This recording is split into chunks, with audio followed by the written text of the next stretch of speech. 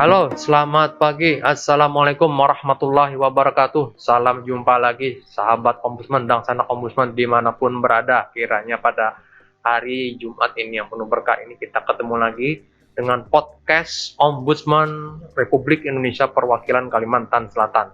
Ini kita jumpa di edisi yang ke-36. Jadi alhamdulillah tidak terasa setelah tahun lalu kita luncurkan podcast ini sudah sampai menginjak ke edisi yang ke-36, kita bincang-bincang di podcastnya Ombudsman Kalsel. Nah, kawan-kawan semua, dan sana Ombudsman, hari ini kita kedatangan tamu yang luar biasa. Alhamdulillah, pimpinan Ombudsman, anggota Ombudsman Republik Indonesia, Bapak Dadan Suparjo Suharmawijaya. Apa kabar Pak Dadan? Alhamdulillah baik. Alhamdulillah baik, sehat selalu Pak, tetap semangat. Ini saya lihat kegiatannya padat sekali nih di Kalimantan Selatan, khususnya di Banjarmasin, Pak ya. Ya. Ya, betul. Alhamdulillah beliau datang dan bisa hadir di bincang podcast kita pada hari ini. Jadi Pak Dadan berkegiatan dari kemarin Pak ya. Boleh cerita sedikit Pak kegiatannya mungkin? Ya, kemarin kan kita bikin acara propartif, diseminasi propartif. Nah, propartif ini kan sebetulnya program untuk peningkatan kapasitas SDM ya, untuk peningkatan kapasitas SDM Ombudsman ya. Jadi bagaimana menghadapi pelapor ya, bagaimana memediasi dan sebagainya. Kita punya pendekatan yang namanya pendekatan propartif ya, yang diadopsi sebagian dari FDA, Fair Treatment Approach dari Ombudsman Belanda, gitu diterapkan di kita di Ombudsman. Tapi kita melihat ini penting juga nih buat institusi pelayanan publik, bukan buat hanya Ombudsman saja. Gitu. Makanya kita bikin diseminasi ya untuk penyelenggara pelayanan publik di Kalimantan Selatan ya, khususnya mereka-mereka yang menangani pengelola pengaduan yang terintegrasi ke SP4N Lapor. Ya, oke, menarik sekali ya. Ini Pak Dadan berkegiatan propartif, progresif dan partisipatif. Ini juga menunjukkan bahwa Ombudsman punya Ombudsman Ways, cara-cara yang berbeda dalam menangani laporan masyarakat. Nah, Pak Dadan, kita tidak bicara secara lebih jauh lagi mengenai propartif, tapi kita mungkin ingin berkenalan nih ya. Santai Pak Dadan, kita bercerita mengenai Pak Dadan ini. Kawan-kawan, ini adalah anggota Ombudsman yang terpilih untuk periode yang kedua. Jadi beliau akan memangku jabatan dari tahun 2021 sampai dengan 2026. Jadi ini jarang-jarang soalnya ini ada pimpinan yang maupun kaper yang bisa lanjut di periode kedua. Kita pengen dengar cerita dengan beliau. Bagaimana Pak? Kira-kira sebelum masuk di Ombudsman dulu di 2016, motivasinya masuk Ombudsman itu apa Pak? Dan background Bapak sebelum di Ombudsman apa itu? Mungkin bisa cerita singkat Pak. Ya, saya ini kan sebetulnya belajar di besar di dunia kampus dan dunia NGO ya, gitu ya, di sana gitu ya. Dulu saya dosen juga gitu kan, tapi juga saya di NGO, nah saya juga di media gitu ya, di Jawa Post Group. Nah, saya punya lembaga, mendirikan lembaga yang namanya Jawa Post Institute Pro Otonomi. Itu tahun 2000 ya, tahun 2001 kita operasional. Jadi kita mengawal otonomi daerah gitu ya. Jadi saya ya melalui lembaga saya itu mengamati seluruh pelayanan publik ya, khususnya kabupaten kota di Indonesia ya, termasuk juga provinsi ya. Alhamdulillah saya sampai saat ini kira-kira ya dari 514 kabupaten kota, 270-an kabupaten di Indonesia udah saya datangin lah. Wah, gitu mantap ya. Pak. Keliling sudah Pak? Ya, karena saya peneliti juga kan, gitu kan. Ya, meneliti otonomi daerah masuk ya. Kita kunjungi kedalaman layanan publik mereka seperti apa ya. Nah, spesifiknya sebetulnya kita lebih mengangkat inovasi-inovasi daerah ya. Inovasi daerah seperti apa. Jadi prinsipnya kita memandang Indonesia ini terlalu luas ya untuk diurusi oleh orang-orang di Jakarta di pusat saja. Makanya yang paling cocok memang otonomi daerah. Dan saya dengan lembaga saya mengawal supaya otonomi daerah itu berjalan dengan bagus gitu. Karenanya kita mempromosikan inovasi-inovasi daerah, cari inovasi-inovasi daerah seperti apa, kita angkat ke level nasional ya. Bahkan ya lewat Autonomy Award. Ya. Kita kasih penghargaan Autonomy Award untuk bupati wali kota yang Ya. berprestasi. Ya. Salah satunya Ya. ya kita pernah ngasih penghargaan ke wali kota Solo. Itu apa Pak? Di Inovasinya bidang apa? pendidikan. Bagus berarti ini, Pak, ya. Inovasinya adalah Teknopark. Teknopark. Teknopark Solo yang Ya. salah satunya menghasilkan mobil SMK. Yang ya. wali kota itu adalah Jokowi. Jokowi. Nah, jadi Jokowi pernah dapat penghargaan dari saya gitu. Ya. Habis itu Pak Jokowi Naik. mempromosikan SMK-nya kan ke Ya. Jakarta jadi Ya. gubernur, akhirnya bisa terpilih jadi presiden. Itu salah satu produk otonomi daerah. Menurut saya kalau otonomi daerah tidak diberlakukan, potensi-potensi orang seperti Pak Jokowi ya seperti yang lain-lain yang dari daerah saya kira tidak akan terangkat gitu. Nah, itu kita ngawal itu. Ya, kita otonom prinsipnya pelayanan publik ya. Nah, saya di lembaga itu akhirnya juga saya mengawal Kementerian Dalam Negeri ya untuk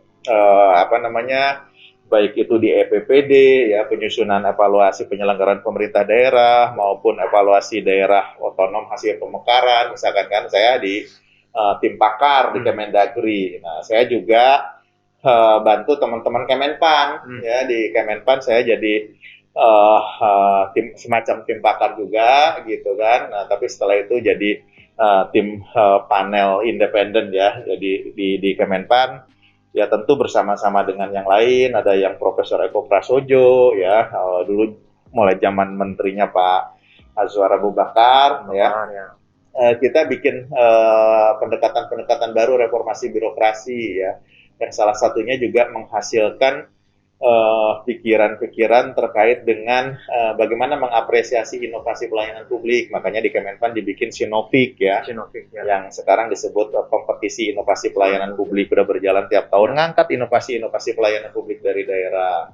Termasuk juga waktu itu kita menggagas National Public Complaint Handling System ya, sistem penanganan pelayanan publik, sistem penanganan pengelolaan pelayanan publik nasional gitu kan. Akhirnya jadilah SP4N lapor. Misalkan itu saya dulu di sebelum di Ombudsman tuh. Nah, kemudian ketika 2016 ya didorong oleh teman-teman, kayaknya ini lembaga negara yang punya misi mulia nih mendorong pelayanan publik ya, karena background saya memang dari situ gitu ya, selama berkecimpung di situ ya udah saya masuk ke Ombudsman gitu kan ya, dan memang banyak hal yang kita sinergikan di Ombudsman ya, lewat SP4E juga akhirnya Ombudsman bekerja sama dengan kantor staf presiden, dengan Kemenpan ya untuk menjadikan lapor sebagai instrumen SP4N. Nah, dan berjalan kan, sekarang sudah dijalankan oleh teman-teman semua gitu ya, termasuk juga keterlibatan Ombudsman di dalamnya. Nah, terus ya saya tentu di Ombudsman ya, periode pertama 2016-2021 ya banyak suka duka ya dengan teman-teman di Ombudsman ya. Kita banyak belajar dengan teman-teman, sama saling mempelajari ya terkait dengan bagaimana mengembangkan pelayanan publik ya, kita dorong ya. Salah satunya memang betul-betul kita melihat bahwa esensi dari pengelolaan pengaduan ini menjadi hal yang penting gitu ya, sebagai core, sebagai ruh dari pelayanan publik ya. Pengelolaan pengaduan harus ada di institusi pelayanan publik gitu. Nah, makanya Ombudsman sebagai lembaga pengawas pelayanan publik turut mendorong itu supaya pengelolaan pengaduan di instansi pelayanan publik berjalan gitu. Dan teman-teman di Ombudsman istimewa tuh gitu, teman-teman di Ombudsman ini sudah punya modul pelatihan pengelolaan pengaduan ya, komplit ya, dengan kurikulum yang bagus, jam pelajarannya segala macam ada semua di Ombudsman itu ya, dibangun bareng-bareng ya. Karena memang saya di periode pertama ya beserta pimpinan yang lain, khususnya saya punya program dan saya pegang menjadi pengampu tim pentas ya, pentas Yanlik disebutnya di Ombudsman. Itu peningkatan kapasitas pelayanan publik. Nah, kapasitas pelayanan publik itu ada dua ya. Ada internal Ombudsman sebagai lembaga pengawas, ada eksternal Ombudsman sebagai lembaga pemberi pelayanan publik. Nah, dua-duanya harus ditingkatkan kapasitasnya, baik itu kapasitas sistem maupun kapasitas SDM. Nah, kapasitas sistemnya yaitu lewat macam-macam program pemerintah ya yang sifatnya IT, yang sifatnya inovasi segala macam itu kapasitasnya ditingkatkan dari sisi sistem. Nah, dari sisi SDM-nya juga gitu kan. Dari sisi SDM-nya ya tentu macam-macam ya, tapi yang berkaitan dengan ombudsman ya bagaimana pengelola pengaduan mereka itu SDM-nya itu profesional. Ya. Nah, makanya kita punya tadi modul-modul pelatihan pengelolaan ya segala macam, termasuk yang terakhir kita punya pendekatan propartif gitu. Menarik sekali Pak. Jadi kiprah Pak Dadan ini sudah tidak kita ragukan lagi ya bahwa kita sebelum beliau berkiprah di Ombudsman, kita melihat tadi mendengar cerita bahwa Bapak juga sebelumnya adalah jurnalis, dosen juga, peneliti, researcher yang banyak konsen terhadap pelayanan publik sehingga kemudian bergabung di Ombudsman, membawa itu semua tentu akan melakukan banyak perubahan terhadap Ombudsman dan menegaskan kembali fungsi pengawasan penyelenggaraan publik yang dimiliki oleh Ombudsman. Ya. Jadi semangat itu sama Pak antara periode 1 dengan periode 2 ya, nih. itu saya tadinya ya tidak berpikir dua kali gitu ya. Maksudnya ya selama satu periode gitu kan. Tapi ternyata teman-teman khususnya yang di internal, teman-teman internal Ombudsman, baik para asisten maupun para kepala perwakilan ya, maupun dari teman-teman kesekjenan, Pak, Bapak nggak cukup nih satu periode katanya. 2 periode Pak, maju Pak, dorong. Wah, saya bilang ke teman-teman, ntar dulu lah, mikir-mikir dulu. Udah sampai akhir itu saya masih mikir, didorong teman-teman, akhirnya saya bilang gini, kalau dari 10 orang ombudsman yang saya tanya, ya saya maju atau enggak, ada 1 orang yang mengatakan, Pak nggak usah maju, saya nggak bakal maju. Gitu. Nah, teman-teman kan pada Pak, ayo Pak maju-maju. Terus saya tanya ke teman-teman semua, bla bla bla. Ya. Ternyata ya nggak ada yang bilang saya nggak boleh maju gitu. Semua bulat nih Pak ya. Saya yakin itu tulus gitu ya, bukan karena takut ngomong di depan saya gitu ya. Tapi akhirnya saya buktikan. Saya belum percaya nih semua menghendaki saya terus gitu kan. Makanya saya mau ngomong saya pilih deh di antara orang kesekjenan dan di antara asisten yang saya percayai. Saya tanya dari hati mereka seperti apa gitu kan. Terus saya tanya, ternyata jawabannya mencengangkan ya. Orang yang saya tanya itu ya, insan ombudsman yang saya tanya, Pak, kami ya saya itu tahu siapa yang harus saya dukung, ya, dan itulah jawaban dia, gitu kan. Dan jawaban itu menurut saya justru jawaban yang tulus, gitu. Saya melihat bukan jawaban dia, oh Pak, saya mendukung Bapak ini. Justru yang seperti itu jadi bahan pertanyaan agak tulus nih yang gini, ini manis di mulut aja gitu. Kalau Pak, justru jawaban dia mengatakan, Pak, kami tahu siapa yang harus kami dukung ya, dan siapa yang harus kami dorong, karenanya itulah suara dari teman-teman insan ombudsman ya, sebagaimana yang mungkin Bapak tanyakan ke yang lain. Jawaban dia gitu. Akhirnya saya udah deh di 3 hari terakhir pendaftaran ya, saya ngumpulin berkas-berkas ya, saya daftar untuk periode kedua, dan memang dorongan yang kuat juga dari kolega di periode pertama ya yang nggak maju.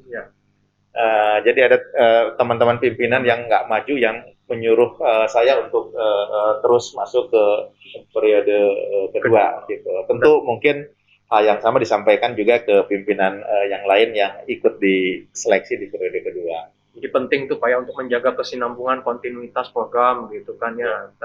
Kemudian juga ada dukungan dari internal, kemudian yang membulatkan tekad Pak Dadan untuk maju kembali ke periode kedua. Nah, dukungan ini tentu juga ada harapan tuh biasanya dititipkan oleh kawan-kawan. Kira-kira Pak Dadan, dengan periode kepemimpinan yang kedua ini, Ombudsman Republik Indonesia di 5 tahun ke depan akan seperti apa? Akan dibawa kemana? Rencana-rencananya mungkin Pak? Ya, saya kan melihat ini betul-betul amanah gitu ya. Saya yakinkan bahwa ombudsman ini lembaga yang ya insan ombudsman-nya itu punya kredibilitas ya, punya integritas yang sangat baik ya, yang sangat bagus. Karenanya jangan coba-coba ya membuat ombudsman kotor, jangan coba-coba membuat mengikis ya, kredibilitas dan integritas ombudsman bagi siapapun gitu ya, yang pihak-pihak yang punya kepentingan pribadi, punya kepentingan kelompok ya, punya kepentingan di luar cita-cita ombudsman ya, tentu menjadi pihak yang secara hati nurani ya menjadi musuh dari ombudsman itu sendiri gitu. Jadi karena jabatan ini merupakan amanah, kalau saya sendiri ya memilih ya ombudsman ini sebagai lembaga mengabdi memang gitu kan ya saya mungkin saya atau teman-teman yang sebelumnya pernah masuk di ombudsman ya melihat ya fair aja ini gitu ya dari sisi finansial misalnya yang didapat teman-teman pimpinan misalkan khususnya mungkin jauh yang lebih besar yang ada di luar ya ada teman-teman yang masuk ke ombudsman ya asalnya kan misalkan komisaris di BUMN gitu kan ketika masuk ke ombudsman benefitnya udah tinggi dulu ya jelas turun tapi memang itu yang bukan yang dicari gitu yang dicari di ombudsman adalah pengabdian dan pengabdian itu punya kepuasan tersendiri. Nah, saya pun di ombudsman ya tentu ingin memanfaatkan sebagai ladang pengabdian karenanya ingin bersinergi dengan teman-teman di ombudsman dengan insan ombudsman yang punya integritas yang kuat ya menjaga kredibilitas lembaga ya mari sama-sama kita mengawal agar pelayanan publik di Indonesia ini ya lewat pengawasan ombudsman ya berkontribusi ya untuk memberikan yang terbaik bagi bangsa dan negara gitu. Menarik Pak, ini satu poin penting tadi berarti yang disampaikan oleh Pak Dadan, jaga integritas, jaga kredibilitas dan marwah dari lembaga kita yang kita cintai ini. Bahwa kita sebagai pengawas pelayanan publik jangan sampai kita malah kemudian integritasnya diragukan orang. Sementara kita sendiri meminta kepada para penyelenggara pelayanan publik untuk menjaga integritas. Nah, jadi kita sebagai teladan di sini, role model yang memberikan contoh bagaimana berperilaku atau berintegritas yang baik itu seperti apa. Terima kasih Pak Dadan. Mungkin satu lagi yang terakhir, dalam kesempatan yang baik ini kira-kira ini ada kesan dan pesan tersendiri buat kawan-kawan insan ombudsman di Kalsel. Ya, karenanya tanamkan betul ya nilai ombudsman gitu loh bahwa ombudsman ini harus berintegritas dan profesional ya atau dibalik mungkin ya harus profesional dan berintegritas. Jadi profesionalisme itu bisa didapat dari semua diklat, semua pelatihan, semua kompetensi pendidikan ya itu sesuatu yang menunjang profesionalisme kita bekerja. Tapi profesional saja nggak cukup. Ya, kita perlu ditambahi, dipayungi oleh nilai integritas sesuatu yang sifatnya pribadi, sesuatu yang sifatnya personal harus melekat di semua insan ombudsman ya. Integritas itu ya jujur, bertanggung jawab, pokoknya semua yang bersifat baik dari sisi personal. Jadi menggabungkan antara aspek profesionalisme dan aspek integritas, kredibilitas gitu kan. Betul, Mbak Dadan. Terima kasih nih atas pesan-pesannya buat kami semua. Jadi ibarat kata kita ingin membersihkan ruangan, maka harus dipastikan dulu bahwa sapu yang kita pakai untuk membersihkan ruangan itu bersih. Ya, makanya kita punya yel-yel kan. Betul, ombudsman. Ombudsman gitu kan, ombudsman ya. Ombudsman Republik Indonesia gitu kan. Ya. Integritas, profesional, adil. Nah, ini ya kita semua kawan-kawan insan ombudsman Kalsel khususnya yang setiap saat perlu kita terus tidak cuma kita nyanyikan atau bunyikan ya tapi juga kita maknai nilai-nilainya, nilai-nilai tadi integritas, profesional dan adil harus menjadi satu kesatuan dalam segala tindakan perilaku kita keseharian kita. Terima kasih Pak Dadan atas bincang-bincang singkat kita di podcast Ombudsman Kalsel hari ini. Semoga bermanfaat buat kawan-kawan yang menontonnya, yang melihatnya. Mohon maaf kalau ada hal-hal yang kurang berkenan. Kita ketemu lagi dengan sanak ombudsman semua di kesempatan podcast edisi berikutnya. Kita tutup. Wabillahi taufiq wal hidayah. Assalamualaikum warahmatullahi wabarakatuh.